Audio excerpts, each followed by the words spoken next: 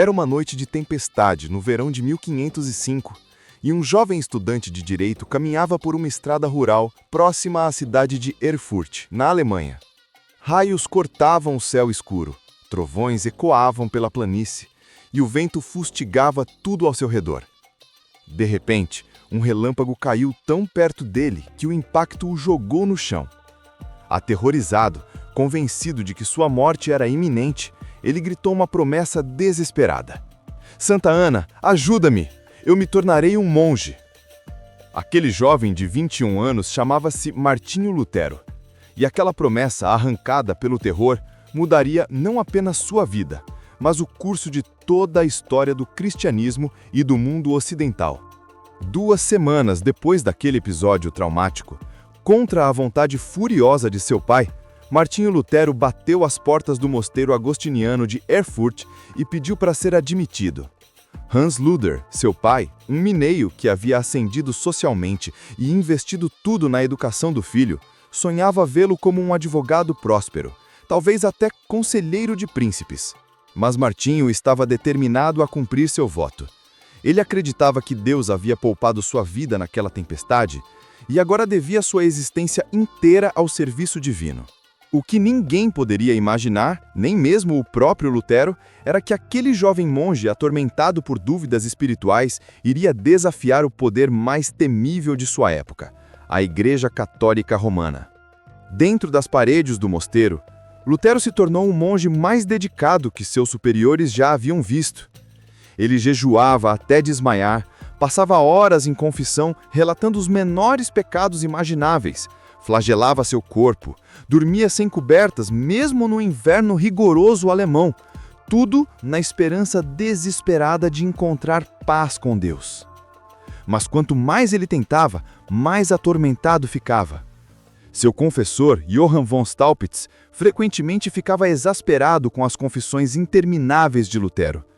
Em uma ocasião, ele lhe disse irritado: "Escute aqui, se você quer confessar algo, traga algo substancial, mate alguém, cometa adultério, pare de vir até mim com essas ninhárias."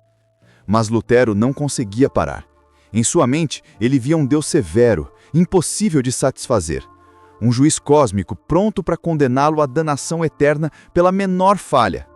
A tortura espiritual de Lutero era tão intensa que Staupitz tomou uma decisão surpreendente. Ele ordenou que Lutero estudasse teologia e se tornasse professor na recém-fundada Universidade de Wittenberg. Staupitz acreditava que, ao mergulhar nas Escrituras, Lutero poderia encontrar as respostas que tanto buscava. E foi exatamente isso que aconteceu, embora de uma maneira que ninguém esperava. Enquanto preparava suas palestras sobre os Salmos e a Epístola aos Romanos, Lutero teve uma revelação que ele mais tarde descreveria como sentir-se renascido e entrar pelos portões abertos do paraíso. Ao meditar sobre Romanos capítulo 1, versículo 17, onde Paulo escreve que o justo viverá pela fé, algo clicou em sua mente. A justiça de Deus, percebeu Lutero, não era algo que os seres humanos precisavam alcançar através de suas próprias obras, mas um presente que Deus oferecia gratuitamente através da fé em Cristo. A salvação não era algo a ser conquistado, mas recebido. Esta descoberta transformou completamente a vida de Lutero, mas ainda levaria anos até que suas ideias provocassem uma ruptura com Roma. O estopim veio em 1517, quando um monge dominicano chamado Johann Tetzel chegou às proximidades de Wittenberg vendendo indulgências.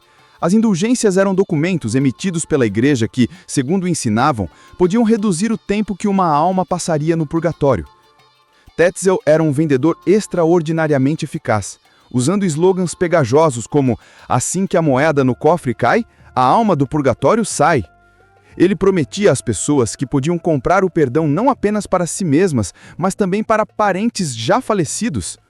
O dinheiro arrecadado, teoricamente, iria para a construção da Basílica de São Pedro, em Roma. Mas, na realidade, metade ia para o arcebispo Alberto de Mainz pagar suas dívidas com a família bancária Fugger, que havia financiado sua compra de múltiplos cargos eclesiásticos. Lutero ficou horrorizado.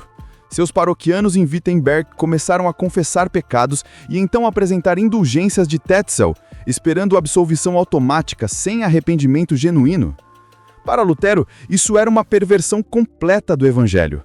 Se a salvação era pela graça, através da fé, como ele havia descoberto nas Escrituras, então vender perdão por dinheiro era uma mentira cruel, que enganava as pessoas e as afastava da verdadeira confiança em Cristo. No dia 31 de outubro de 1517, véspera do dia de Todos os Santos, Lutero tomou uma atitude que mudaria o mundo. Ele escreveu 95 teses, proposições para debate acadêmico, questionando a doutrina das indulgências e enviou cópias para seus superiores eclesiásticos.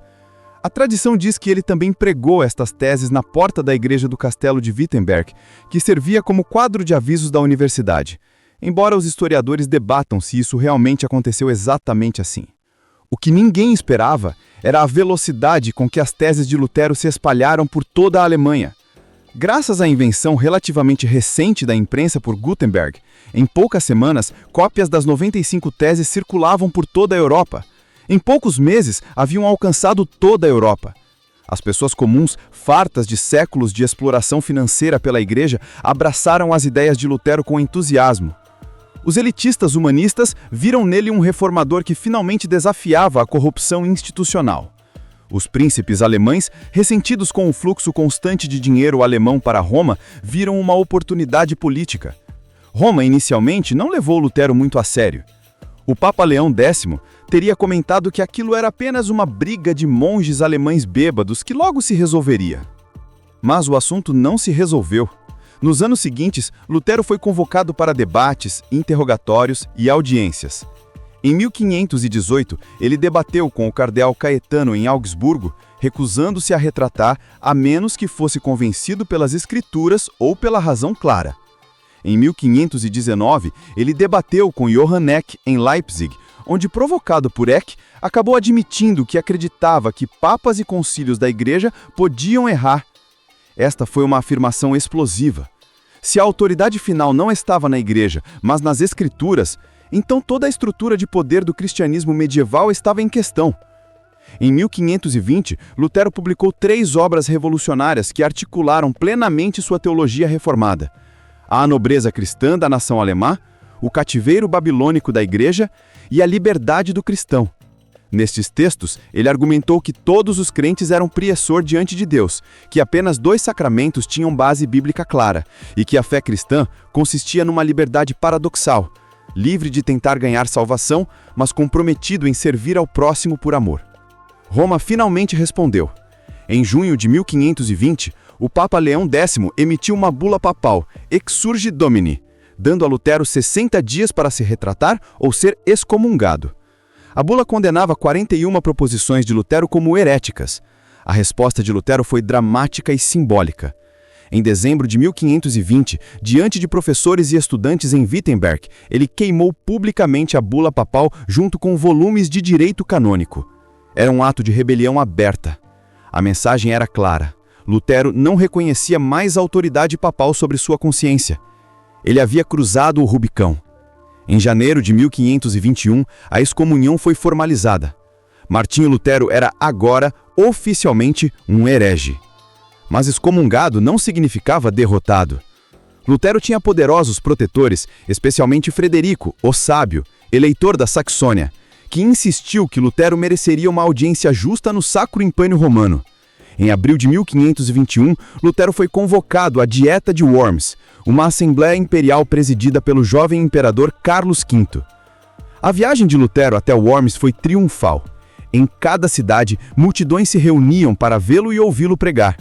Seus amigos o alertaram que poderia ser uma armadilha, lembrando o destino de Jan Hus, reformador boêmio que, um século antes, havia recebido salvo-conduto para um concílio da Igreja e acabou queimado na fogueira. Lutero teria respondido: "Eu irei a Worms mesmo que houvesse tantos demônios lá quanto telhados nos retelhos." Em Worms, diante do imperador, príncipes, bispos e nobres, Lutero foi apresentado a uma mesa coberta com seus livros e feita uma pergunta simples: se aqueles livros eram seus e se ele se retratava do seu conteúdo. Lutero pediu tempo para pensar. No dia seguinte, ele deu sua resposta em um discurso que se tornaria lendário. Ele admitiu que alguns de seus escritos eram ásperos demais no tom, mas quanto ao conteúdo, não poderia se retratar a menos que fosse convencido pelas escrituras ou pela razão clara. Ele concluiu com palavras que ecoariam através dos séculos. Minha consciência é cativa à palavra de Deus. Retratar-me de qualquer coisa não é seguro nem correto. Eu estou aqui, eu não posso fazer de outra forma. Que Deus me ajude. Amém. Embora alguns historiadores debatam se ele realmente disse as palavras exatas, eu estou aqui, não há dúvida sobre sua posição inabalável. O imperador Carlos V estava furioso. Como um católico devoto, governando um império onde a unidade religiosa era vista como essencial para a estabilidade política, ele considerava Lutero um herege obstinado que merecia punição. O Edito de Worms foi emitido, declarando Lutero fora da lei. Qualquer pessoa no império tinha permissão para matá-lo sem consequências legais. Seus livros deveriam ser queimados. Qualquer pessoa que o abrigasse seria punida. Parecia um fim para Martinho Lutero. Mas na viagem de volta de Worms, algo extraordinário aconteceu. Quando seu comboio passava pela floresta da Turingia, homens mascarados a cavalo os atacaram, sequestraram Lutero e desapareceram. Para o mundo exterior, parecia que Lutero havia sido assassinado. Até seus amigos próximos temiam que ele estivesse morto. Na realidade, o sequestro foi organizado por Frederico o Sábio para proteger Lutero. Ele foi levado secretamente para o castelo de Wartburg, uma fortaleza isolada no topo de uma montanha, onde foi escondido sob a identidade de Junker Jorg, um cavaleiro. Lutero deixou crescer a barba e usou roupas de nobre para disfarçar sua identidade de monge. Durante quase um ano, ele viveu no Wartburg em isolamento, lutando com dúvidas, depressão e, segundo seus próprios relatos, ataques espirituais do diabo. Conta-se que em uma ocasião ele jogou seu tinteiro contra a parede do quarto para afastar o demônio, uma história que provavelmente é lendária, mas captura a intensidade de suas lutas interiores. Mas este período de isolamento forçado produziu uma das maiores contribuições de Lutero. Trabalhando incansavelmente, ele traduziu o Novo Testamento do grego original para o alemão em apenas 11 semanas. Não era a primeira tradução alemã da Bíblia, mas era de longe a melhor. Lutero não usou o alemão artificial e erudito das traduções anteriores, mas a linguagem viva das pessoas comuns. Ele diria mais tarde que para traduzir adequadamente foi ao mercado ouvir as donas de casa, às lojas ouvir os comerciantes, às praças ouvir as crianças brincarem. Sua tradução não apenas tornou as escrituras acessíveis ao povo alemão comum pela primeira vez de forma ampla, mas também ajudou a padronizar a própria língua alemã. A Bíblia de Lutero para o alemão é o que a King James foi para o inglês, moldando a linguagem e a cultura de uma nação inteira. Quando Lutero finalmente saiu do Wartburg em 1522, ele descobriu que sua reforma havia progredido em sua ausência, mas nem sempre na direção que ele desejava. Alguns de seus seguidores mais radicais estavam promovendo mudanças violentas, destruindo imagens nas igrejas, abolindo a missa de forma caótica. Lutero retornou a Wittenberg e, através de uma série de sermões poderosos, restaurou a ordem, insistindo que a reforma deveria acontecer através da pregação e persuasão, não pela força. Ele acreditava que as consciências não podiam ser coagidas, apenas convencidas pela palavra de Deus. Esta seria uma característica consistente de sua abordagem, embora houvesse contradições e exceções preocupantes que mancharam seu legado. Os anos seguintes viram o movimento da reforma se espalhar como fogo. Igrejas em toda a Alemanha e além adotaram a teologia luterana. Monges e freiras deixaram os mosteiros. Padres se casaram. A missa em latim foi substituída por cultos em língua vernácula. Lutero escreveu hinos que o povo cantava, sendo o mais famoso, Castelo Forte é Nosso Deus, que se tornou quase um hino de batalha da reforma. Ele publicou catecismos para ensinar doutrina cristã básica às famílias. Ele estabeleceu escolas porque acreditava que todos, meninos e meninas, deveriam aprender a ler para que pudessem estudar as escrituras por si mesmos. Suas obras literárias eram best-sellers instantâneos. Estima-se que nos anos 1520, 1/3 de todos os livros vendidos em terras de língua alemã eram de autoria de Lutero. Em 1525, aos 42 anos, Lutero tomou uma decisão pessoal surpreendente, que chocou amigos e inimigos. Ele se casou. Sua esposa era Catarina von Bora, uma ex-freira que havia fugido de seu convento após ser convencida pela pregação reformada.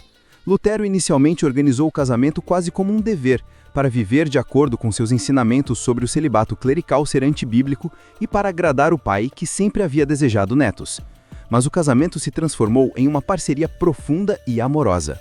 Catarina, a quem Lutero carinhosamente chamava de Meu Senhor Kate, era inteligente, capaz e forte.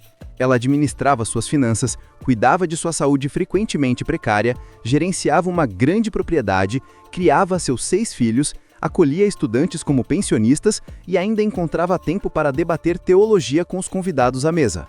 O lar de Lutero se tornou famoso por suas conversas à mesa, onde estudantes registravam as opiniões francas de Lutero sobre todos os assuntos imagináveis enquanto comiam e bebiam juntos. Mas nem tudo na vida de Lutero foi triunfo. Em 1524-1525, a Guerra dos Camponeses varreu a Alemanha. Camponeses oprimidos, inspirados em parte pelo discurso de liberdade cristã de Lutero, rebelaram-se contra seus senhores. Inicialmente, Lutero simpatizava com suas queixas, escrevendo que os príncipes e nobres haviam se comportado tiranicamente.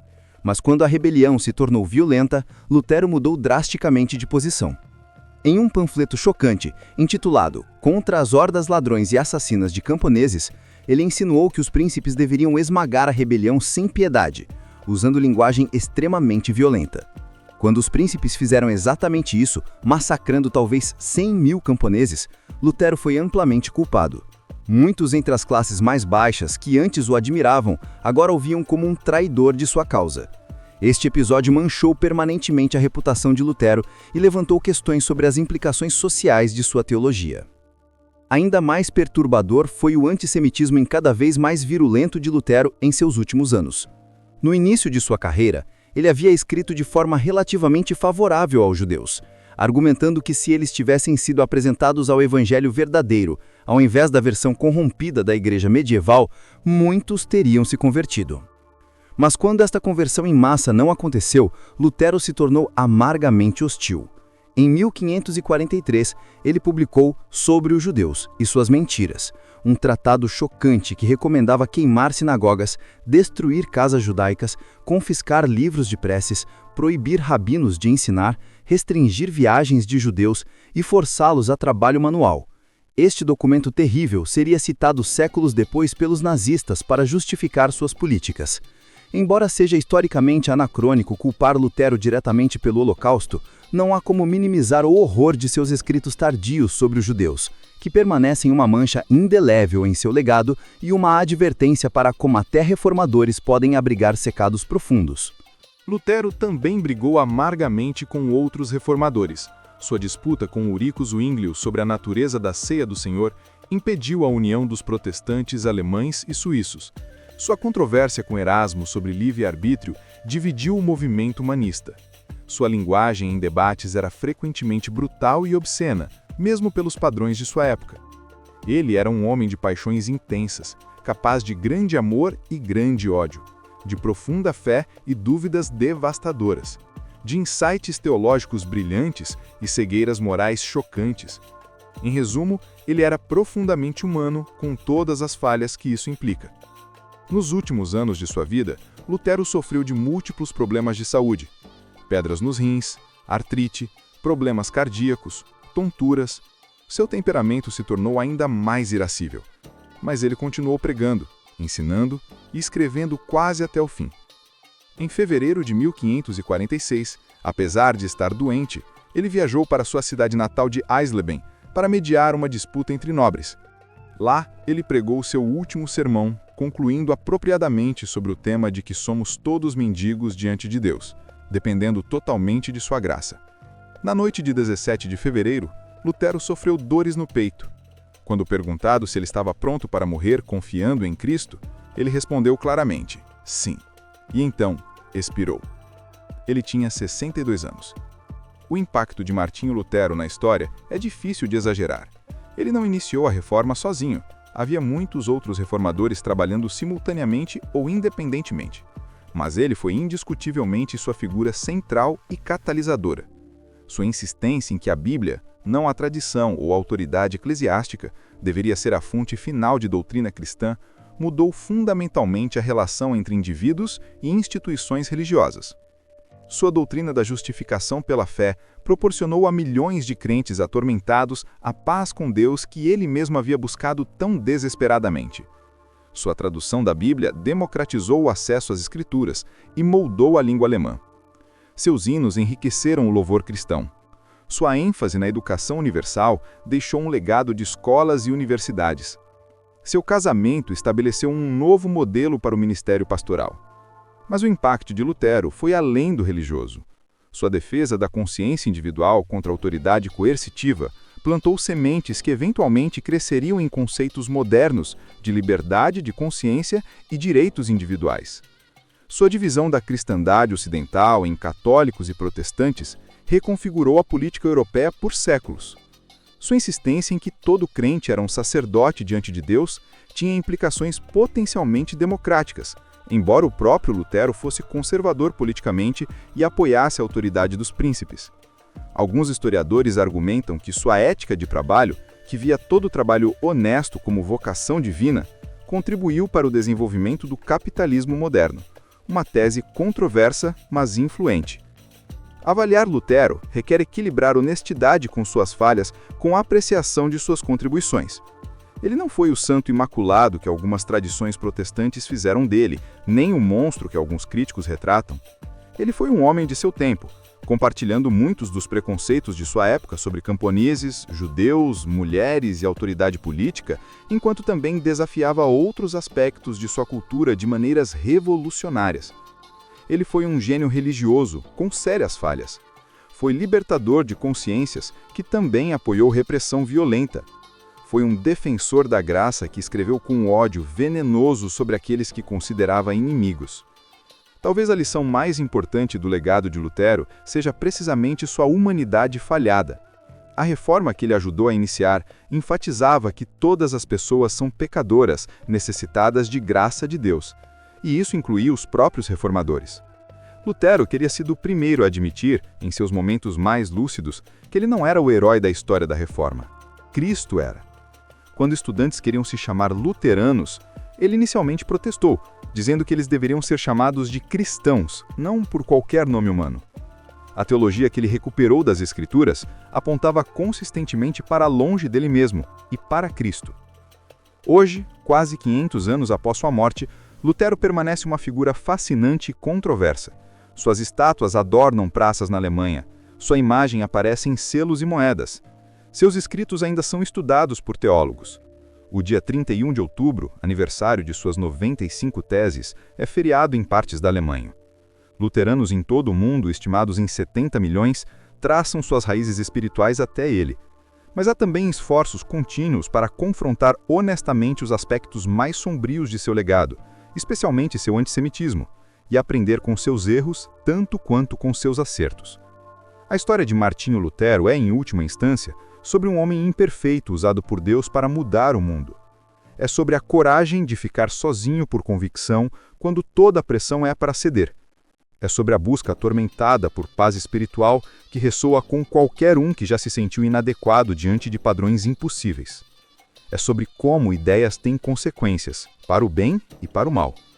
É sobre como a história é feita não por pessoas perfeitas, mas por pessoas reais, com todas as suas contradições e complexidades. E é um lembrete de que os maiores reformadores ainda precisam da reforma que eles próprios pregaram, a graça transformadora do Evangelho que Lutero redescobriu naquela torre de Wittenberg, quando finalmente entendeu que o justo viveria pela fé. Obrigado por assistir até o final.